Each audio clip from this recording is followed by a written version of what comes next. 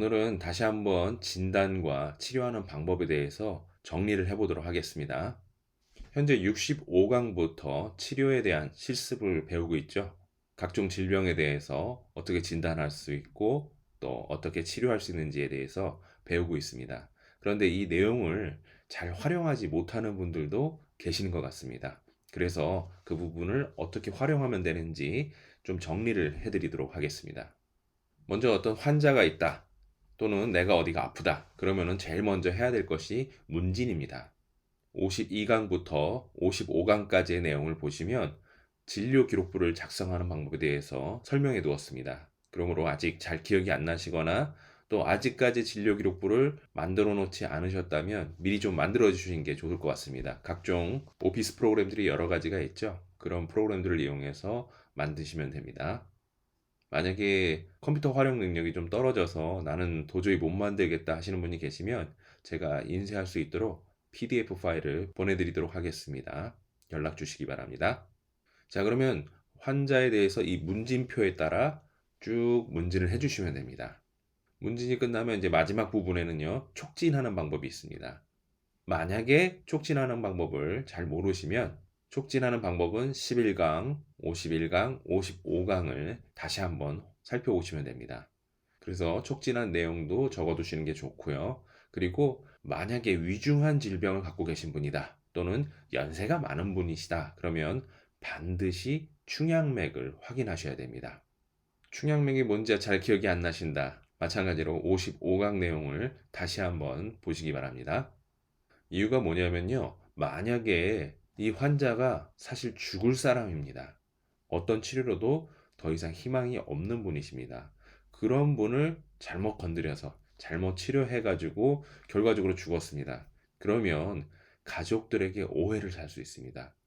침을 잘못 맞아서 죽었다, 이건 의료사고다, 이런 오해를 불러일으킬 수 있기 때문에 반드시 충양맥을 확인해 보시고, 충양맥이 나쁘거나 뛰지 않는다면 절대로 치료하지 않는 것이 좋습니다. 촉진이 끝나면 이제 안진을 해주시면 됩니다. 안진도 잘 기억이 안 나시면 5강과 11강을 다시 한번 살펴보시기 바랍니다. 그리고 안진이 끝나게 되면 좀 더 자세하게 귀, 혀를 추가적으로 진단해 주시면 더 좋습니다. 그래서 종합적으로 좀 진단을 하실 필요가 있는데요. 귀하고 혀도 11강에서 잘 설명드리고 있습니다. 그리고 임상에서는 잘 쓰이지는 않지만 그래도 좀 더 꼼꼼하게 하고 싶으시다면 손과 팔을 보시면서 진단하시면 됩니다. 손은 36강과 37강을 참조하시고요. 팔은 36강을 참조하시면 됩니다. 이렇게 한 가지만 보고 진단하는 것보다는 전체적으로 모든 배운 방법들을 문진하시고 촉진하시고 안진하셔서 종합적으로 결론을 내리는 것이 제일 좋습니다. 이 환자의 근본 원인이 무엇인지, 그리고 결국 어디가 지금 문제가 있어서 이렇게 병에 걸렸거나 고통을 호소하고 계신지 정확하게 분석하는 것이 좋습니다. 그렇지 않으면 만약에 이 진단이 틀렸다, 그러면 그 뒤에 치료하는 것들이 전혀 소용없을 수 있습니다. 그러므로 진단이 사실은 90% 이상을 차지하고 있는 겁니다. 정확한 진단, 이게 제일 중요합니다. 계속 연습해 보시고 진단해 보시기 바랍니다. 자, 이제 진단이 끝났습니다. 그러면 환자에게 그 근본 원인도 설명을 해 주시고요. 그리고 어떻게 생활 습관을 개선할 수 있는지 그것도 설명을 해 주셔야 됩니다. 왜 그럴까요? 우리가 치료를 열심히 해주지만 만약에 환자가 나쁜 생활 습관을 고치지 못하고 있습니다. 결과적으로 치료가 안 됩니다. 예를 들어서 담배 때문에 혹은 술 때문에 이 병이 생겼습니다. 근데 치료를 받으시면서 담배는 계속 피시고 술도 계속 마십니다. 치료가 될까요, 안 될까요? 절대 치료할 수 없습니다. 그러면 어떻게 돼요? 아, 이 사람 이거 치료도 못하네, 돌팔이네, 이런 소리밖에 못 듣습니다. 그러므로 반드시 환자에게 이러한 생활 습관을 개선해야 된다라는 것을 알려주시는 것이 굉장히 중요합니다. 먼저 근본 원인 같은 경우에는 오장육부죠. 그래서 오장육부 중에 어디 부분이 문제가 있다라는 것을 설명을 해주시고요. 그 다음에 여러 가지 관절들의 문제가 생겨서 질병이 올 수도 있습니다. 그래서 척추라든지 어느 관절에서 문제가 생겨서 이러한 질병이 생겼는지 잘 설명해 주시는 것이 중요합니다. 또한 어떤 분들은 사실상 몸은 정상입니다. 크게 문제가 없습니다. 하지만 심리적인 문제 때문에 그러한 불편함이 나타나는 분도 계십니다. 그래서 잘 체크해 보시고요. 만약에 그것이 심리적인 문제라면 그 부분 역시도 잘 설명해 주시면 좋습니다. 심리적인 부분도 이미 5장과 관계 다 설명드렸죠. 자, 그러면 생활 습관은 어떤 것들이 있을까요? 크게는 먹는 것, 자는 것, 그리고 운동하는 것입니다. 이것들이 정상적으로 이루어지지 않으면 질병이 잘 생깁니다. 먼저 먹는 것을 살펴보시면요. 규칙적인 시간에 식사하는 것이 굉장히 중요합니다. 이것 한번 점검해 보시고요. 특히 위장병, 소화와 관련된 어떤 문제가 있다면 규칙적으로 식사하시는지 확인해 보시고 그렇지 않다면 규칙적인 시간에 식사하도록 안내하시는 것이 좋습니다. 하루에 한 끼, 두 끼, 혹은 세 끼, 어떤 게 좋을까요? 다 상관없습니다. 제일 중요한 것은 규칙적으로 먹는 것입니다. 내가 만약에 하루에 한 끼 먹는 게 습관이 돼 있고 매번 그 시간마다 정확하게 먹는다면 좋습니다. 괜찮습니다. 그게 건강한 겁니다. 또 나는 세 끼 먹는 게 습관이 돼 있고 매번 아침, 점심, 저녁을 규칙적으로 먹고 있습니다. 좋습니다. 그것도 건강한 생활 습관입니다. 어쨌든 규칙적인 게 제일 중요합니다. 그리고 피해야 될 것은 폭식, 야식, 너무 자극적인 음식들, 인스턴트 식품, 그리고 너무 빠르게, 급하게 식사하는 것. 이러한 습관들은 전부 다 나쁩니다. 우리 몸에 해로운 영향을 줄 수 있습니다. 그래서 이런 습관이 있으신 분이라면 이런 것들도 습관을 조절할 수 있도록 잘 설명해 주시는 것이 좋습니다. 두 번째는 수면 습관이죠. 수면은 하루에 8시간 내외를 주무시는 것이 제일 좋고요. 제일 중요한 것은 저녁 11시부터 새벽 1시 이 2시간만큼은 반드시 자고 있어야 됩니다. 깊은 잠에 들어가야 됩니다. 그러려면 한 10시에는 자려고 노력을 해야 되겠죠. 그리고 잠이 쭉 진행이 되는 겁니다. 그래야 30분 정도 지나면 깊은 잠에 빠지기 때문에 저녁 11시부터 2시까지 깊은 잠을 잘 수 있습니다. 이 시간을 만약에 놓쳐버리면은 몸이 굉장히 피곤하고 온몸에 여러 가지 질병이 생길 수 있습니다. 그러므로 11시부터 1시는 반드시 주무시도록 안내해 주는 것이 좋습니다. 만약에 불면증이나 습관이 이미 너무 늦게 자는 거라서 그때 잘 수가 없다. 그러면 그 시간 동안만큼은 불 끄고 눈 감고 가만히 누워 있는 것이 좋습니다. 그렇게 하면 어느 정도는 우리 인체가 회복하는 데 도움이 될 수 있습니다. 그 다음에 운동하셔야 됩니다. 우리는 동물이죠. 움직일 동자에 물건, 물자잖아요. 움직이는 물건입니다. 우리는 움직일 때 건강합니다. 아프다고 움직이지 않게 되면 몸이 점점 망가지게 되어 있습니다. 그래서 최선을 다해서 움직이는 것이 중요합니다. 제일 좋은 방법은 매일 땀이 날 정도로 운동을 해주시는 것이 좋습니다. 그렇다고 뭐 너무 많은 땀이 날 정도로 이렇게 무리한 운동은 필요 없고요. 약간만 이렇게 땀이 난다. 그러면 된 겁니다. 제일 좋은 운동은 걷기, 스트레칭, 돈도 안 들죠. 이런 운동이 제일 좋고요. 가까운 곳에 수영장이 있다면 수영도 추천할 만한 운동입니다. 하지만 무리한 운동, 너무 많이 하는 것, 이런 건 절대 좋지 않습니다. 오히려 우리 몸을 망가뜨리게 됩니다. 그래서 무리한 운동은 절대 피하시는 것이 좋고요. 또 균형이 잡히지 않는 운동들은 다 피하는 것이 좋습니다. 특히 골프, 한쪽으로만 계속 몸을 비틀게 돼 있죠. 이러면 몸이 점점 균형을 잃고 망가지게 되어 있습니다. 또 한쪽만 이용하는 것들, 야구, 배드민턴, 탁구 등등 이렇게 한쪽만 이용하는 것들은 전부 다 좋지 않습니다. 만약에 그게 난 너무 재밌어서 꼭 해야 된다. 그러시면 게임의 승패와 상관없이 몸을 위해서 30분은 만약에 왼손을 내가 썼다. 그러면 30분은 오른손을 쓰셔야 됩니다. 이렇게 균형 잡히게 우리 몸을 사용하셔야 됩니다. 그렇지 않으면 몸이 쉽게 망가집니다. 그래서 예를 들어서 골프 하시는 분들 보시면요. 대부분 다 경추나 요추에 문제가 있습니다. 한번 확인해 보시기 바랍니다. 자, 이렇게 진단에 따라서 환자에게 이러한 좋은 생활 습관을 기르도록 잘 설명해 주시는 것이 중요합니다. 자, 이제 이렇게 설명이 끝났다면 그 다음에는 자가치료법도 설명해 주시는 것이 좋습니다. 상황에 따라서 이 자가치료법은 한두 가지만 설명해 주셔도 되고요.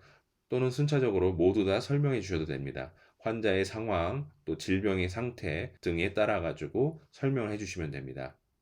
물론 시간이 다 되고 환자의 상황도 다 허락한다면 모든 것을 다 한 번에 설명해 주셔도 상관은 없습니다. 하지만 일반적으로 그러면 시간이 너무 많이 걸리기 때문에 저 같은 경우에는 한 번에 한 가지 정도 이렇게 설명을 해 주는 편입니다. 먼저 이제 지압을 설명해 주시는 것이 좋습니다. 환자의 병을 고칠 수 있는 몇 가지 중요한 혈자리, 제일 좋은 거는 한 가지입니다. 하나 정도 또는 많아야 두세 개 정도의 혈자리들을 알려주시면서 이 자리를 지압해 볼 것을 권유해 주시면 좋습니다. 그런데 지압은 좀 힘들죠. 내가 지압을 하려고 그러면 통증도 많이 있고 힘도 드니까 잘 안 하게 됩니다. 그래서 가르쳐 주실 때 그냥 이 혈자리를 지압하시면 됩니다. 그러면 병을 치료하는 데 도움이 됩니다. 이렇게만 설명하면 별로 효과가 없습니다. 그것보다는 지압 자리를 알려주시면서 즉석으로 몇 번 지압을 해주시고 그 다음에 현재 통증이라든지 불편한 어떤 문제들이 개선된 것을 즉석에서 보여주시는 것이 제일 좋습니다. 예를 들어서 목이 아프신 분이라면 목과 관련된 지압 혈자리를 알려주시고 지압을 한 두세 번 해주신 다음에 지금 목이 어떤지 확인해 보시면 됩니다. 그러면 이제 환자가 이렇게 목을 돌려보고 아까보다 그러니까 지압하기 전보다 훨씬 편해졌다. 그러면 어떻게 되겠어요? 그 다음부터는 그 자리를 지압하지 말라고 그래도 열심히 지압을 하겠죠. 이렇게 즉석에서 확인시켜주고 알려주는 것이 제일 좋습니다. 그리고 만약에 그 지압 자리를 열심히 지압을 해서 지압을 할 때 통증도 없고 그리고 그 지압 자리를 한두 달 정도 열심히 지압하도록 격려해 주시면 됩니다. 그리고 나서 한두 달 뒤에 아직도 좀 문제가 남아 있다면 또 다른 새로운 혈자리들을 알려주시면 됩니다. 그리고 티침, 서클요법도 자가 치료할 수 있도록 알려주시면 됩니다. 특히 티침하고 서클요법은 그 해당 자리를 네임펜 등으로 분명하게 표시해주면 되겠죠. 필요한 혈자리들을 뚝뚝뚝 표시해 주시고 여기다가 티침을 붙이시거나 또는 서클요법을 하시면 된다라고 설명만 해주시면 됩니다. 그리고 제일 좋은 것은 일주일이나 뭐 2주 이 정도 간격으로 다시 오셔가지고 그 혈자리들을 다시 한번 조정할 수 있도록 해주시는 것이 좋습니다. 왜냐하면 우리 몸이 계속 바뀌잖아요. 또 질병의 상태도 계속 바뀌기 때문에 어떤 경우에는 계속 그 혈자리만을 쓰는 것보다는 조금 변경할 필요가 있을 수도 있습니다. 이렇게 자가치료법을 알려주시면 됩니다. 이건 역시도 마찬가지입니다. 티칭과 서클요법을 알려주시기 전에 먼저 환자에게 몸 상태, 현재의 몸 상태를 확인하도록 시켜주시면 좋습니다. 어느 정도 통증이 있는지, 어디가 불편한지 확인을 시켜주시고요. 그리고 나서 티칭과 서클요법이 끝나고 난 다음에 다시 한번 체크하시면 됩니다. 아까 불편했던 그 부분이 현재는 어떤지, 고통이 좀 줄어들었는지, 아니면 아직도 똑같은지, 이렇게 확인을 해주시고, 만약에 아직도 똑같다, 별 차이가 없다, 그러면 진단이 틀렸거나 또는 내가 선택한 혈자리가 잘못된 겁니다. 어떤 것이 잘못됐는지 다시 한번 체크해 보시고 조정해 주시면 됩니다. 그리고 다시 확인해 보시기 바랍니다. 반드시 치료 후 그 즉시 효과가 나타나야 됩니다. 그리고 그렇게 효과를 느끼면 환자가 집에 돌아가서도 열심히 티침을 붙이거나 또 서클 요법을 하게 되겠죠. 일반적으로 저는 티침을 권장을 하고요. 왜냐하면 티침이 좀 간편하고 붙이고만 있으면 되니까 편합니다. 하지만 만약에 어린아이라든지 또는 티침 붙인 것도 너무 고통스러워하는 환자라면 서클요법을 안내해 주시면 됩니다. 그리고 다음은 자석요법을 알려주실 수 있습니다. 자석요법은 효과가 즉흥적이진 않습니다. 붙이고 나서 바로 통증이 사라진다든지 몸이 좋아진다든지 이런 걸 느끼는 건 쉽지 않습니다. 적어도 30분에서 1시간 정도는 붙여야지 효과를 느낄 수 있기 때문에 붙여놓고 바로 물어보실 수는 없습니다. 하지만 그 자리들을 알려주시고 꾸준히 이렇게 붙여주시면 도움이 된다고 설명해 주시면 됩니다. 그리고 습뜸도 즉석에서 한번 도와주시고 그리고 그 자리를 한 번씩만 그렇게 뜸을 떠주면 적어도 며칠은 그 흔적이 남아있게 되어 있습니다. 그러므로 계속 집에서 꾸준히 뜸을 뜨도록 격려해 주시면 됩니다. 뜸도 마찬가지입니다. 즉석에서 그 효과를 느낄 수는 없습니다. 대체적으로는 한두 시간 또는 하루 이틀 정도는 시간이 지나야 아, 뜸을 떴더니 내가 몸이 좀 좋아지는 것 같은데, 이전보다 훨씬 가벼운데, 이런 느낌이 들게 되어 있습니다. 그러므로 환자에게 그런 점도 설명해 주시고 꾸준히 뜸을 뜨도록 안내해 주시면 좋습니다. 자, 마지막으로는 EFT, 또 통증 기억 삭제 요법이 있죠. 이건 역시도 환자와 함께 처음에는 실행을 해 보시고요. 그리고 다음부터는 스스로도 할 수 있다는 것을 알려주시면 좋습니다. EFT 하나만 알려주시거나 또는 통증 기억 삭제 요법 하나만 알려주셔도 되고요. 만약에 환자의 상태가 너무 심각하다 그러면 이 두 가지를 함께 하는 방법도 알려주실 수 있습니다. 예, 방금 설명드린 이런 자가치료 방법들에 대해서 잘 기억이 안 나시면 그러면 다시 한번 제가 옆에 몇 강에서 그것을 설명하고 있는지 적어 두었습니다. 그것 보시고 복습해 보시기 바랍니다. 그리고 만약에 상황에 따라서 여기에 설명드린 이런 치료법을 자가치료법이 아닌 직접 도와주셔도 상관은 없습니다. 시간과 상황, 또 환자의 상태에 따라서 결정하시면 될 것 같습니다. 저 같은 경우는 일반적으로 이렇게 환자한테 직접 하도록 안내해 드리고 있습니다. 네, 그리고 만약에 환자가 너무 위중증 환자다, 그러면 즉시 사열을 해 주실 수 있습니다. 사열하는 방법과 혈자리는 27강, 67강을 다시 한번 참조해 주시기 바랍니다. 만약에 통증이 너무 심하거나 또는 기타 위중한 상황이 아니라면 굳이 사열할 필요는 없습니다. 건너뛰셔도 됩니다. 자, 그리고 마지막으로 드디어 환자를 직접 자침을 해서 치료를 해주시면 됩니다. 이건 당연히 우리가 도와줘야 되겠죠. 치료 실습 강의도 보시면요, 제가 계속 4단계의 치료 방법들을 설명을 드리고 있습니다.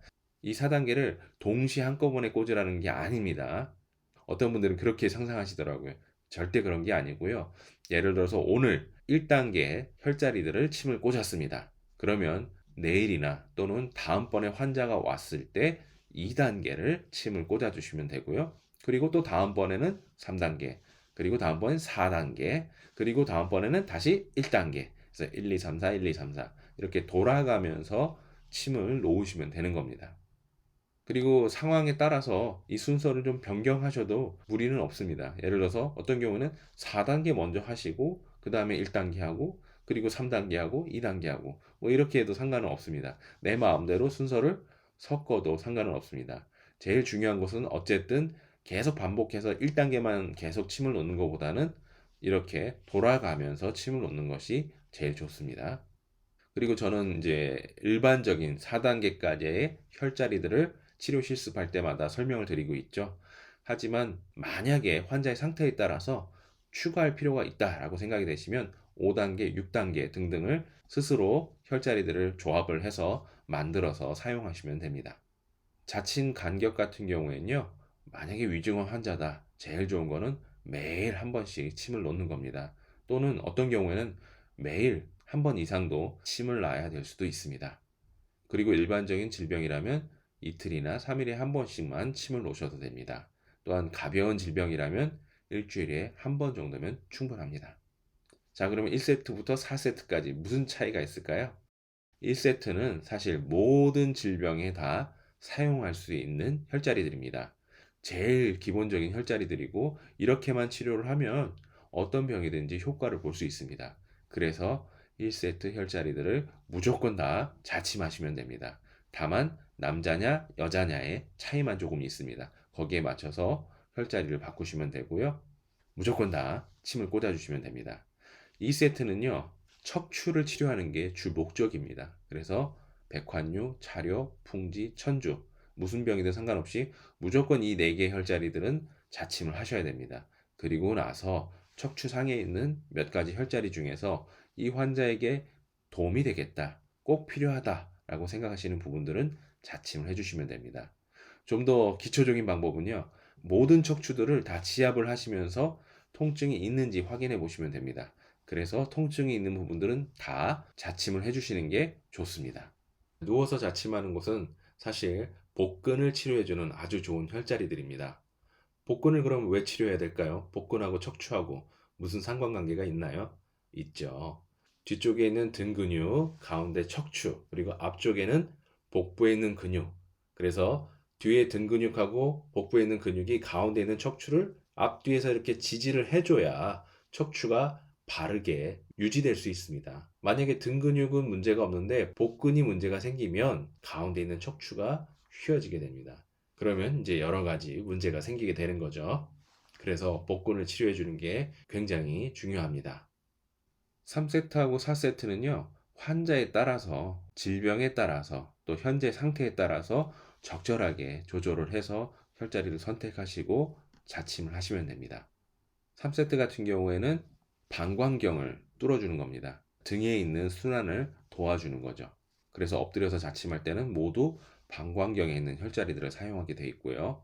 그리고 똑바로 누워서 자침할 때는 다리의 앞면을 다 자침하게 되어 있습니다. 다리의 앞면이 소형인 인간 원리로 보시면은 등을 가리키고 있잖아요. 등과 같은 곳입니다. 즉 소형인 인간의 방광경이다 라고 보시면 됩니다. 그러니까 같은 혈자리입니다. 그래서 이 두 면의 혈자리를 통해서 효과를 더 배가시킨다 라고 보시면 됩니다. 그리고 4세트 같은 경우에는 팔과 다리에 있는 소형인 인간 원리를 통해서 혈자리들을 선택하고 자침을 하는 겁니다. 그렇게 함으로 근본 원인도 치료하실 수 있고 또 현재 환자가 제일 불편해하는 부분들을 해결해 줄 수 있습니다. 이렇게 1세트부터 4세트까지 돌아가면서 자침을 하시면 됩니다. 자, 이제 어느 정도 좀 정리가 되셨나요? 어떻게 활용해야 될지 이제 좀 분명히 아시겠죠? 사실 64강까지 다 배우셨다면 그리고 충분히 숙지하셨다면 이제 스스로 얼마든지 어떤 병이든지 다 치료하실 수 있습니다. 한번 기회가 있을 때마다 치료를 해보시기 바랍니다. 경험을 해보시기 바랍니다. 그게 제일 중요합니다. 그냥 이론상으로만 배워서는 절대로 실력이 늘 수 없습니다. 내가 해봐야 됩니다. 그래서 침술이라고 하는 겁니다. 기술직인 거죠. 침학이라고는 잘 부르지 않습니다. 기술직은 뭡니까? 내가 꾸준히 열심히 연습을 해야 그 실력이 늘어나게 돼 있습니다. 생활의 달인 같은 거 한번 보세요. 뭐 서울대 나와가지고 박사학위 딴 사람들이 생활의 달인입니까? 제가 본 프로만 그런진 모르겠지만 한 번도 그런 사람들 본 적 없습니다. 어느 유명한 대학 또는 박사학위 딴 사람들이 생활의 달인이 됐다. 못 들어봤습니다. 생활의 달인들 대부분 보시면 학력 별로 보잘것없지만 그 직업에 꾸준히 종사하시고 또 애정을 가지시고 열심히 일하신 분들이 수년간 또는 수십 년간 그렇게 했더니 달인이 된 겁니다. 침술도 마찬가지입니다. 갖고 계신 지식을 활용해서 열심히 다른 사람들을 치료해 보시기 바랍니다. 그러면 그럴수록 자, 지금부터는 침뜸을 이용해서 본격적으로 어떻게 치료할 수 있는지 그 방법에 대해서 살펴보도록 하겠습니다. 계속해서 이어지는 강의를 듣고 싶으시면 위에 있는 QR코드를 핸드폰으로 찍어 보시기 바랍니다. 그러면 어떻게 계속 보실 수 있는지 안내를 보실 수 있습니다. 또는 아래에 있는 카톡으로 연락해 주시기 바랍니다. 그러면 관련된 안내장을 보내드리도록 하겠습니다.